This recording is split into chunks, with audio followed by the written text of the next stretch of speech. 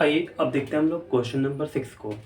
यहाँ पर क्वेश्चन बोला 22 सेंटीमीटर किनारे वाले एक ठोस घन को पिघलाकर एक 7 सेंटीमीटर लंबा वृत्ताकार संवेलन बनाया जाता है। बेलन की त्रिज्या ज्ञात करें। तो देखिए हमारे पास एक ठोस घन है हमारे पास एक, ठीक है। उस ठोस घन को पिघला करके एक हमारे पास वृत्ताकार संवेलन बनाया जाता है, ठीक है। तो हमको फाइंड करना है कि बेलन की जो त्रिज्या होगी वो क्या होगी। तो बहुत ही आसान क्वेश्चन है।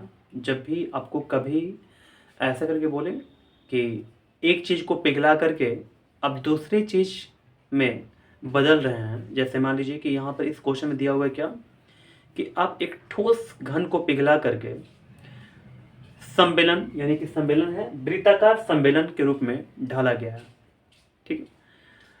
तो ऐसे क्वेश्चन में क्या करेंगे हम लोग, दोनों का आयतन बराबर कर देंगे, ठीक है। तो दोनों का आयतन हम लोग बराबर करेंगे और हमारे पास जो बेलन की त्रिज्या है वो आ जाएगी, ठीक है। तो चलिए अब हम लोग देखते हैं कि कैसे कैसे इसको बनाएंगे। सबसे पहले हम लोग लिखेंगे ठोस घन का आयतन किसके बराबर हो जाएगा, तो वृत्ताकार संवेलन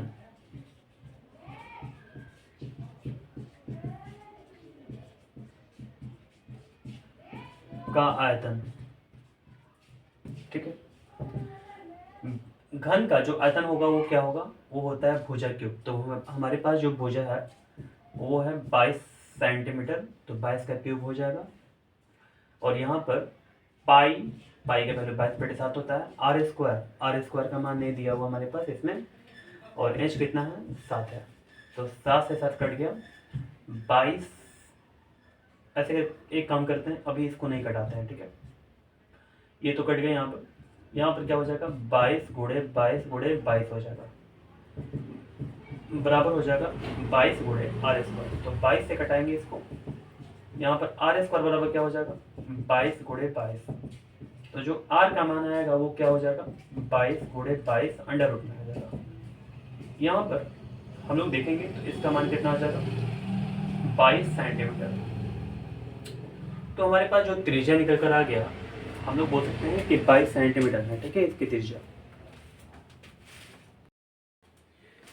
आइए अब हम लोग स्टार्ट करते हैं क्वेश्चन नंबर 7।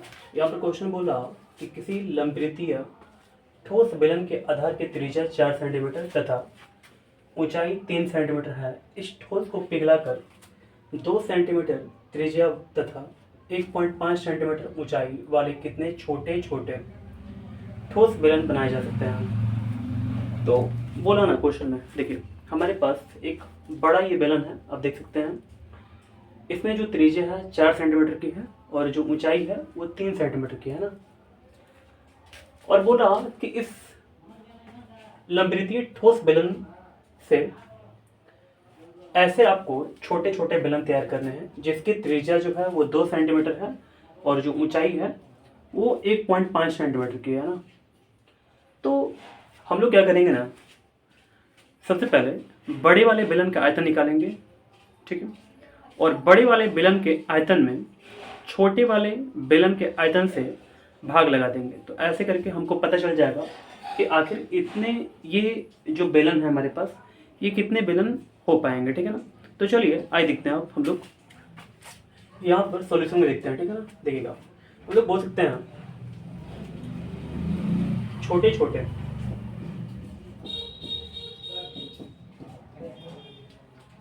ठोस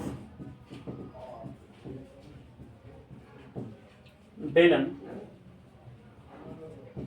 की संख्या बराबर, देखिए हम लोग इसका फॉर्मूला अप्लाई कर लेंगे। जैसे हो सकता है हमारे पास यहाँ पर पाई आर स्क्वायर, यहाँ पर आर का वैल्यू कितना है 4 है आर स्क्वायर, और एच का वैल्यू कितना हमारे पास 3 है ना।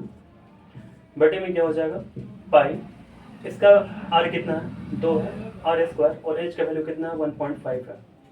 पाई से पाई कैंसिल हो जाएगा, 1.5 दूनी का कितना होगा 3। तो यहाँ पर बचा 4 गुणे 4 और गुणे 2 और बटे में क्या हो गया 2 गुणे 2। ठीक है, तो 2 से ये 2 2 का 4 हो जाएगा और ये 2 से 2 कैंसिल हो जाएगा, तो कितना हुआ 4 2 का 8। तो हमारे पास 8 आंसर आ गया। ठीक है,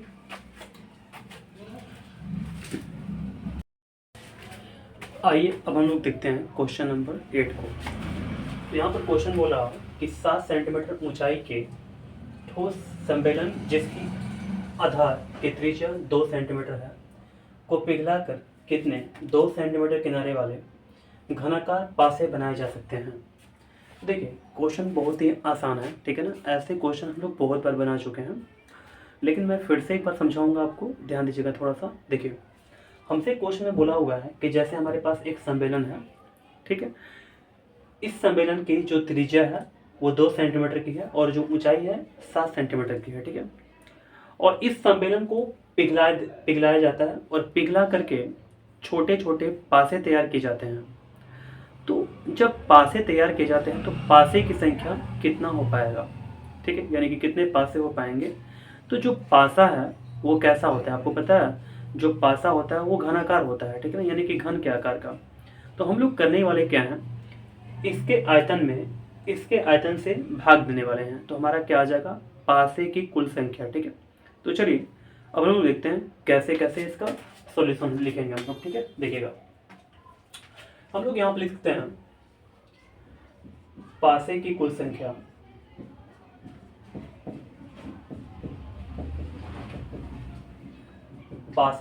बराबर क्या हो जाएगा, यानी कि इसका आयतन यानी कि सम्मेलन का आयतन क्या होता है पाई का वैल्यू होता है 22/7 आर स्क्वायर, यानी कि आर स्क्वायर का मतलब क्या है, यानी कि 2 गुणे 2 और एच का वैल्यू कितना है 7 है, पाई आर स्क्वायर एच हो गया। और जो घन का आयतन होता है वो क्या होता है, यानी कि भुजा क्यूब होता है, यानी कि भुजा कितना है 2 है, तो 2 का पावर 3 हो जाएगा, तो 2 गुणे 2 गुणे 2 लिख सकते हैं हम लोग। देखिए 7 से 7 कट जाएगा, यहाँ पर 2 से 2 कट जाएगा, यहाँ पर 2 से 2 कट जाएगा और 11 दूनी का क्या हो जाएगा 22 हो जाएगा। तो हमारे आंसर कितना आ गया 11 पासे। ठीक है,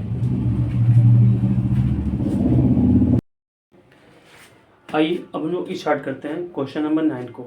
तो यहाँ पर क्वेश्चन बोल रहा कि लोहे का एक टुकड़ा घनाकार है जिसका किनारा 14 सेंटीमीटर है। इस टुकड़े को पिघलाकर एक छड़ बनाई जाती है जिसका व्यास 7 सेंटीमीटर है। छड़ की लंबाई ज्ञात कीजिए।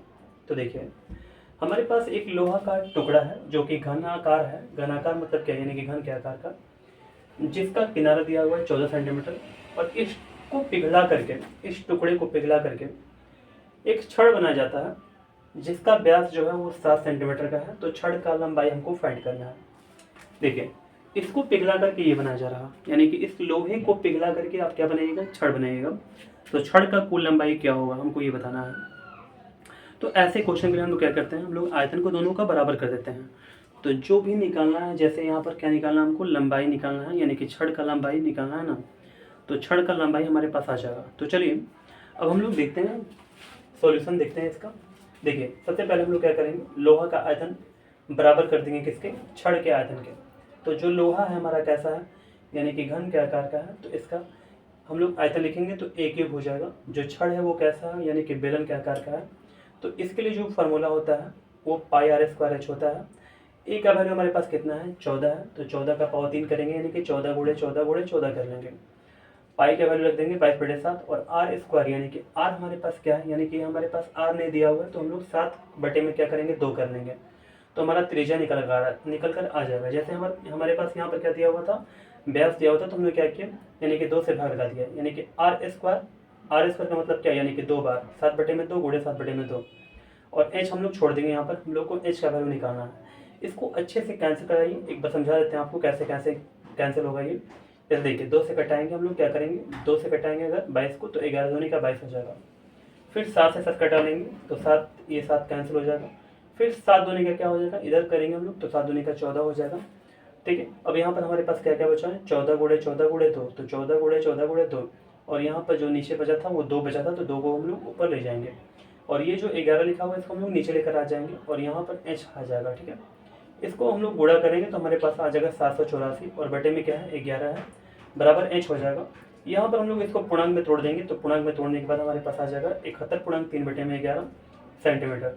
तो जो हमारे पास h इक्वल टू आ गया 71/3/11। हम लोग बोल सकते हैं कि अतः छड़ की लंबाई क्या हो जाएगा, छड़ की लंबाई बराबर 71/3/11 सेंटीमीटर। ठीक है, ओके, उम्मीद करता हूँ आपको समझ में ये आ गया होगा।